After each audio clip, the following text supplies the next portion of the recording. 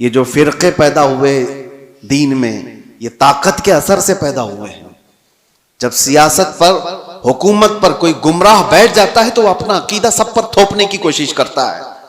معتزلہ کی جماعت آئی، معتزلہ ایک فرقہ ہے، وہ قرآن کو اللہ کی مخلوق مانتے تھے کہ قرآن فنا ہو جائے گا۔ بہت سارے ان کے عقیدے گمراہ تھے۔ جب وہ پاور پر آئے، خلیفہ بنے یا گورنر بنے، تو انہوں نے عوام کو اور علماء کو زبردستی اپنا عقیدہ تھوپا، اور ایک دور ایسا آیا کہ علماء ان کے حساب سے فتویٰ دینے لگے، ان کی تعریفیں کرنے لگے کہ یہ حق جماعت والے لوگ ہیں۔ بادشاہ اعظم ان کی تعریف میں قصیدے پڑھے جاتے تھے۔ لیکن میرے عزیزوں، پوری قوم کبھی گمراہ نہیں ہوتی، ہر زمانے میں حقانی علماء اور ربانی علماء موجود رہتے ہیں۔ معتزلہ کی جماعت پاور میں تھی، حکومت میں تھی، طاقت ان کے پاس تھی، علماء کی جماعت ان کے پاس تھی، لیکن اسی زمانے میں ہم دیکھ رہے تھے ایک مرد قلندر حضرت سیدنا امام احمد بن حنبل کو، امام احمد بن حنبل کو بادشاہ نے 100 کوڑے مارے تھے پیٹھ پر، اور اس کے بعد دوسرا آیا اس نے مارا، پھر تیسرا آیا اس نے مارا۔ کوڑے کس طرح سے مارے جاتے تھے؟ ان کی ریڑھ کی ہڈی جھک گئی تھی۔ امام ہے جن کو 5 لاکھ حدیثیں حضور کی یاد تھیں، وہ عام آدمی نہیں تھے۔ امام احمد بن حنبل جن کو رسول اللہ کی 5 لاکھ حدیثیں یاد تھیں، صرف اس لیے کہ وہ طاقت اور حکومت کے تحت رہ کر کے ان کی بولی نہیں بولنا چاہتے تھے۔ امام احمد بن حنبل کو ایک بار کوڑے مارنے کے ٹائم پہ ان کے دونوں ہاتھ یوں زنجیر پر باندھے جاتے تھے اور لنگی پہنے ہوئے ہوتے تھے، تہبند، ننگی پیٹھ پر جلاد کوڑے مارتا تھا۔ اور جب مارے جا رہے تھے، ایک دن ایسا بھی ہوا کہ آپ کی لنگی، آپ کی تہبند نیچے اترنے لگ گئی، ڈھیلی ہو گئی، آپ کی آنکھوں میں آنسو آ گئے ہیں کہ کیا میں بے ستر ہو جاؤں گا؟ ایک عالم ربانی جو کوڑے کھا رہا ہے شریعت مصطفیٰ کی حفاظت کے لیے، تہبند نیچے گرنے لگی، آپ کو رونا آ گیا، کوڑوں کے زخم سے نہیں، درد سے نہیں، تہبند کے نیچے ہونے سے۔ اچانک دیکھا گیا 2 ہاتھ غیب سے آئے اور ان کی تہبند کو کس کے باندھ دی، اور جو آپ کی آنکھوں میں آنسو تھے، اچانک آپ مسکرانے لگے۔ جلاد پوچھتا ہے کہ ہوا کیا؟ تم تو ابھی رو رہے تھے اور ابھی ہنسنے لگ گئے ہو۔ اس نے اپنے ہاتھ چھوڑ دیے۔ امام کہتے ہیں تو اپنا کام جاری رکھ، تو اپنا کام جاری رکھ، تجھے جو کرنے کے لیے کیا، کرنے کے لیے کہا گیا کر، اس لیے کہ میں جس کے لیے کوڑے کھا رہا ہوں وہ ہاتھ میرے پاس آ چکے ہیں۔ میرے عزیزوں، آج کے بعد آپ کے ساتھ بھی یہ چیز آنے والی ہے، پاور اور حکومت۔ اس لیے کہ پچھلے آپ 10 سال پیچھے جائیں گے تو ایک جماعت تھی جو بار بار تبلیغ کر کر کے تم سے کہتی تھی مکہ میں ایسا ہے، مدینے میں ایسے ہے، آپ کیوں یہاں الگ کرتے ہو؟ مکہ اور مدینے میں پاور، حکومت جس کے ہاتھ میں ہے، وہ چاہتے ہیں کہ پورا کا پورا اپنا عقیدہ پوری دنیا پر تھوپے۔ ایسا نہیں ہوگا، پوری دنیا پر وہی رنگ غالب آئے گا جو میرے مصطفیٰ نے پیدا کیا ہے۔ تمہارا رنگ نہیں غالب آئے گا۔ تمہاری طاقت جب تک رہے گی، تمہارا پیسہ جب تک رہے گا، بھکاری تمہارے مرید ہو سکتے ہیں، ایمان والے لوگ نہیں ہو سکتے۔ جن کا پورا ایمان ہی دولت ہے، جن کا پورا جینے کا مقصد ہی دولت ہے، ان کے عقیدے سے کیا سروکار؟ وہ کل کو کچھ اور ہوں گے، آج کو کچھ اور ہوں گے۔ یہ آپ کے لیے میں پہلے سے بتا رہا ہوں، آنے والے دور میں اگر کوئی اور بد عقیدگی پھیلتی ہے تو میرے عزیزو آج سے ہی اپنے گٹھریاں باندھ لو، تیری گٹھری تاکی ہے اور تو نے نیند نکالی ہے۔ اس لیے سنیوں، تمہارے لیے چیلنج ہے، تمہارے لیے چیلنج ہے۔ آپ کو پتا ہے ایک وقت ایسا بھی آیا تھا کہ کرامتا ایک فرقہ آیا جس نے حجر اسود بھی چرا لیا تھا خانہ کعبہ سے، اور وہ لے کے بحرین چلے گئے تھے حجر اسود کو۔ ان کی بھی حکومت آئی ہے مکہ اور مدینے میں۔ یزید کا دور آیا، اس کی بھی حکومت آئی ہے مکہ اور مدینے میں۔ مکہ اور مدینے میں حکومت کا آ جانا یہ حق ہونے کی دلیل نہیں ہوتی۔ اللہ کے نبی صلی اللہ علیہ وسلم نے یہ فرمایا، حدیث ہے، بسا اوقات اللہ تعالیٰ فاسق و فاجر سے بھی اپنے دین کا کام لیتا ہے. اس کے دین کا کام کسی فاسق و فاجر سے بھی ہوتا ہے. تو آپ کے لیے وہ معیار نہیں، معیار رسول اللہ کی محبت ہے، معیار حضور اکرم صلی اللہ علیہ وسلم کی شریعت ہے. اگر کبھی کوئی ایسے ڈھکوسلے لوگ آئے، جیسے یہاں بادشاہوں کے دور میں بھی ایسی چیزیں آئی ہیں. ہندوستان پر جب مسلمان بادشاہ آئے اور کئی بادشاہوں نے دین کو اول پرائیورٹی رکھا، اور کچھ تو بے دین تھے، کچھ ان کا لینا دینا ہی نہیں تھا، کچھ وہ تھے جو دین بدلنے پر تلے ہوئے تھے. جیسے اکبر کا نام آتا ہے. اکبر بادشاہ کے متعلق سنا ہوگا آپ نے، جلال الدین اکبر اس کو کہا جاتا تھا. اس کی حکومت لمبے سمے تک چلنے والی ہے، تقریباً 48 سال تک شاید حکومت کیا. اور جب آدمی کو نشہ چڑھ جاتا ہے حکومت کا، یہاں 5 سال میں ہی چڑھنے لگتا ہے، وہ تو 48 سال کا تھا. اور یہ تو الیکشن سے آنے والے ہیں، ان کے ہاں تو الیکشن بھی نہیں تھا، تو نشہ تو اور زیادہ ہوگا. ایک دور ایسا آیا کہ اس کے آس پاس کے چمچوں نے کہا کہ یہ دین اسلام پرانا ہو گیا، 1000 سال ہو گئے ہیں، اب ایک نیا دین ہونا چاہیے، آپ کے حساب سے آپ بناؤ. کہا تم لوگ بناؤ، سارے لوگ مل کر کے. تو وہاں کے فضلہ خار جو تھے وہ سب تیار ہو گئے، پیسے لیں گے اور بنائیں گے. ایک نیا دین بنایا گیا. نیا دین کیا تھا؟ اذان کی جگہ سیپ بجائی جائے گی. اذانیں نہیں، سب کو ایک کرنا ہے، سارے لوگ ایک ہی جگہ پر عبادت کریں گے، اور مسجد بھی ہوگی اور ممبر پر مندر بھی ہوگی، وہاں پر مورتی بھی رکھی جائے گی اور مسجد میں نماز بھی ہوگی. یہ دین الہی اس کا نام رکھا گیا. اور حد یہ ہے میرے عزیزوں، جو بات میں کہہ رہا ہوں، طاقت اور سیاست کا اثر عوام پر بہت ہوتا ہے. ہزاروں اور لاکھوں کی تعداد میں لوگ اس کے دین کو ماننے بھی لگ گئے. شروعات ہو گئی، کتنے مولوی بھی شروع ہو گئے کہ ہاں ایک ماڈرنزم ہے، نیا پن ہے، ہونا چاہیے، بادشاہ نے کہا ہے تو صحیح ہے. لیکن ہمیں یہ بات کہہ رہا ہوں نا، ہر زمانے میں گمراہ پورے نہیں ہوتے. حقانی علماء ہر زمانے میں اللہ تعالیٰ رکھتا ہے. ایک مرد قلندر احمد فاروقی سرہندی مجدد الف ثانی کھڑے ہوئے اور انہوں نے اس کی تردید کی، اور جگہ جگہ آپ نے اپنے بیانوں سے انکار کیا کہ دین الہی نہیں ہوگا، دین مصطفیٰ ہی ہوگا. تم نے نام رکھا ہے دین الہی، یہ اللہ کا دین نہیں ہے، یہ بادشاہ کا بنایا ہوا دین ہے. دین وہی ہے اللہ کا جو میرے نبی لے کر کے آئے تھے. اور اس دین کی خاطر جیسی بادشاہ کے خلاف بولنا آسان ہے؟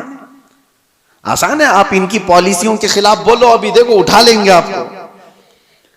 ہاں کہنے کو دنیا میں ڈیموکریسی ہے، آزادی ہے، بولنے کی آزادی، freedom of speech, freedom of expression, پتہ نہیں کیا کیا چیزیں ہیں، لیکن وہ صرف اور صرف ان کے کتوں کے لیے، ان کے پالے ہوئے کتوں کے لیے فریڈم ہے پورا. اور تم کہیں سے ابھی دیکھو میں کتا ہی بول دوں تو پھر مشکل ہے، اٹھا لیا جائے گا. نہیں، تمہارے لیے نہیں ہے، وہ ہماری طبیعت کے ہمارے پالے ہوئے لوگوں کے لیے، وہ جتنا چاہے بھوکیں، کیونکہ ہمارے کھلائے ہوئے کتے ہیں، ہمارے پالے ہوئے کتے ہیں. یہ کسی کو کاٹ لیں تو بھی جائز، کسی پر بھونکیں تو بھی جائز. دنیا کا تقریباً سسٹم یہی ہے، سب جگہ کہنے کو ڈیموکریسی ہے، آزادی سب کے لیے نہیں ہے. ہاں اگر ان کے آلوچک ہو کوئی، ان کو کرٹیسائز کرنے والا کوئی ہو، ارے وہ ایک جملہ بھی بولے تو اس کو پکڑ لیا جائے گا، اور ڈائریکٹ نہیں پکڑا جائے تو پھر تمہارے ٹیکس کی انکوائری شروع ہو جائے گا. مال کہاں سے آتا ہے، کتنا کماتے ہو، کون سا اکاؤنٹ ہے، E D who, I T ہو، سب جگہ سے. بہرحال دنیا کا یہ نظام ہے. ان نظاموں سے نہ ڈرتے ہوئے بھی اللہ کے ربانی علماء موجود رہتے. مجدد الف ثانی کو 8 سال تک جیل میں رکھا گیا تھا، صرف اکبر کے لائے ہوئے دین کی مخالفت کرنے کی وجہ سے. لیکن ہوا کیا، اکبر مر گیا، اس کا بیٹا جہانگیر آیا، اور اس کو جب بتایا گیا کہ جیل میں موجود ایک عالم ایسا ہے جو 8 سال میں 700 قیدیوں کو عالم بنا دیا، وہ وہاں پر بھی تبلیغ کر رہا ہے. آزاد کرایا گیا، اور اس کے بعد پھر اسی سرخ روئی کے ساتھ، عزت کے ساتھ مجدد الف ثانی دین مصطفیٰ کا کام کر کے گئے دنیا سے۔ ہر زمانے میں یہ ہوتا رہے گا۔ تو میں یہ کہہ رہا ہوں جب طاقت کسی کے پاس آتی ہے ایسے گمراہ کے پاس، تو شیطان اس کے ذریعے سے پورے دین کو خراب کرنے کی کوشش کرتا ہے۔ اور ایسا عیسائیوں کے ساتھ بھی ہوا، یہودیوں کے ساتھ بھی ہوا، کیونکہ عیسائی پہلے جو تھے حق جو علماء تھے، یہودی بھی، ارے وہ اللہ تبارک و تعالیٰ کی کتاب تورات کے ماننے والے تھے، موسیٰ علیہ السلام کی شریعت کے قائل تھے، لیکن جیسے ہی کسی کے پاس پاور آیا، شیطان اس کے سر پر سوار ہوا اور اس کے ذریعے سے گمراہیاں شروع کی، تو یہودی اس کے پیروکار اس کے طرف چلے گئے۔ عیسائیوں میں بھی ایسے ہی ہوا۔ دو طریقے سے شیطان گمراہ کرتا ہے، ایک سیاست کے ذریعے سے اور دوسرے علماء کے ذریعے سے، اور یہ دونوں کا کمبینیشن ہوتا ہے۔ کیسے؟ سیاست جب پاور میں ہوتی ہے، طاقت حکومت وہ خریدتی ہے کچھ علماء کو، اور ان کے ذریعے سے جو کہلایا جاتا ہے وہ عوام پر اس کا اثر پیدا ہو جاتا ہے۔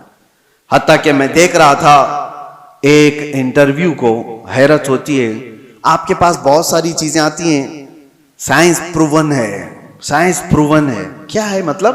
کچھ کھانے پینے کی چیزیں آپ کے پاس آ رہی ہیں، یہ کھاؤ، یہ ڈائٹ بہت ہی عمدہ ہے اور سائنس پروون ہے، سائنس نے اس کا سب سرچ کیا ہے اور ساری چیزیں اس پر سروے ہوا ہے اور بڑے بڑے سائنٹسٹ نے اس پر مہر لگائی ہے، تو عوام اس کو ہاتھوں ہاتھ لے رہی ہے۔ ارے سائنس پروون ہے، یہ سائنٹیفک اعتبار سے بھی اس ہیلتھ کے بینیفٹ ہیں۔ میں دیکھ رہا تھا کئی سائنسدانوں کو تو حکومت خرید کر رکھی ہوئی ہے، بڑے بڑے پیسے والے لوگ ان کو خرید کر کے رکھے ہوئے ہیں۔ ارے چاہے کچھ بھی کچرا ہو، تم کہہ دو کہ میں نے ریسرچ کیا ہے، میں نے سروے کیا ہے 1.5 لاکھ لوگوں پر اور اس کا اثر یہ آیا ہے، اور اس کے بدلے میں تم جتنا پیسہ لے لو۔ سائنسدان کو پیسے دیے گئے اور اس نے ایک بات کہہ دی کہ یہ سائنس پروون ہے، لاکھوں کی تعداد میں لوگ ہاتھوں ہاتھ خرید رہے ہیں۔ ارے بازار پر بھی اثر ہے ان کا۔ تمہیں کچرا بھی کھلانا ہو تو کل کو یہ کہہ دیا جا سکتا ہے سائنس پروون ہے، کیونکہ جاہل ہے کچھ بھی۔ تو سائنسدانوں کے ذریعے سے اگر مارکیٹ پر قابو پایا جا سکتا ہے تو علماء کے ذریعے سے کیوں نہیں پایا جاتا، جن کی آستھا لگی ہوئی ہے، تعلق لگا ہوا ہے۔ تو میرے عزیزو، آخری بات کہتا ہوں، مجھے یہ بات اس وقت پتہ چلی جب میں لوگوں سے رابطے میں نہیں تھا، آپ سمجھ سکتے ہوں گے، کچھ ایسے علماء کے چہرے سامنے آئے ہیں، اللہ اکبر، جو ماہانہ تنخواہ لیتے ہیں صرف اور صرف بڑی طاقت کے حساب سے لکھنے پر اور بولنے پر اور قوم کی مخبری کرنے پر۔ نامور لوگ ہیں، پڑھے لکھے لوگ ہیں، تنخواہ ملتی ہے، بڑے بڑے طاقتوں سے پیسے لیتے ہیں، اور سامنے ہمارے چہرے آئے، زمین کے نیچے، پیروں کے نیچے سے زمین کھسک جائے کہ یہ تو اتنے اچھے چہرے دکھے جاتے ہیں۔ ہاں، اسی لیے میرے عزیزو کہ ان کے قلم سے، ان کی زبان سے لوگوں پر وہی چیز ڈالی جائے جو حکومت چاہتی ہے۔ آپ کو پتا ہے اندرا گاندھی کے زمانے میں نس بندی کرنے کا فیصلہ کر لیا گیا تھا، پاپولیشن کنٹرول کرنے کے لیے، کہ مردوں کو بھی جو ہے نا نس بندی کرا دی جائے، یعنی ان کو بچے پیدا ہونے کی صلاحیت ختم کر دی جائے۔ لیکن اس میں مین مسئلہ آتا تھا تو مسلمانوں کا، مسلمانوں کے یہاں حرام ہے، نہیں مانیں گے، تو کیا کیا جائے؟ مسلمان مانیں گے تو کسی حکومت کی تھوڑی نہ مانیں گے، یا جتنے بھی ڈاکٹر ان کو بتا دیں یہ فائدے ہیں وہ فائدے، تو بھی نہیں مانیں گے۔ ایک بڑا طبقہ ہے جو اپنے دین پر قائم ہے، اور دین کو منوانے کے لیے تو علماء چاہیے، تو یہ سیدھے مدرسے گئے، بڑے بڑے مدرسوں میں، اور فتویٰ لیا، وہاں سے فتویٰ لیا بڑے بڑے مدرسوں سے کہ ہاں حکومت وقت کے حالات کے اعتبار سے جائز ہے، بند کرا سکتا ہے آدمی۔ کئی علماء فتویٰ دے چکے، لیکن اس کے بعد بھی ہندوستان پر اثر نہیں ہو رہا تھا، کیونکہ حکومت نے دیکھا تھا کہ ان کے اوپر زیادہ اثر بریلی کا ہے، تو بریلی پہنچے، لیکن بریلی میں کوئی ایرا غیرہ نہیں بیٹھا تھا، اعلیٰ حضرت کا شہزادہ بیٹھا ہوا تھا۔ حضور مفتی اعظم ہند رضی اللہ تعالیٰ عنہ جو متقی پرہیزگار عالم دین متقی بن کر دکھائے، اس زمانے میں کوئی ایک میرے مفتی اعظم کا تقوی چھوڑ کر.